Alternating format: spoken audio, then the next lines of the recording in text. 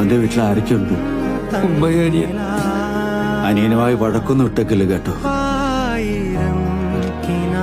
ഈ ആശനെടുത്ത് പറഞ്ഞിട്ട് തന്നെ ഇറങ്ങി. നീ അപ്പൊ ഇതുവരെ മിണ്ടിയില്ലേ? സംസാരിച്ച തീരാവുന്ന പ്രശ്നമുള്ളായിരുന്നു ഞങ്ങള് തമ്മിൽ. എനിക്ക് ചോദിക്കാനായിട്ട് എന്റെ എന്ന് പറയാൻ ഇനി വേറെ ആരുമില്ല. ആരുടെയാണ് ഇത്? എന്റെയോ സാറേ? ഞാൻ എന്തായാലും ഇവിടെ വന്ന് പെട്ടു. നീയും കൂടി ഇവിടെ വന്ന് ഈ വെയിലത്ത് കിടന്ന് പുഴുക്കണ്ടെന്ന് വിചാരിച്ചാണ് വരണ്ടെന്ന് പറഞ്ഞത്.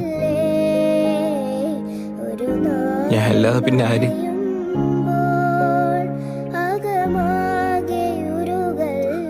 അവൻ ഇങ്ങനെ അങ്ങ് ഇട്ടേച്ചു പോകുന്നു ഞാൻ വിചാരിച്ചില്ല.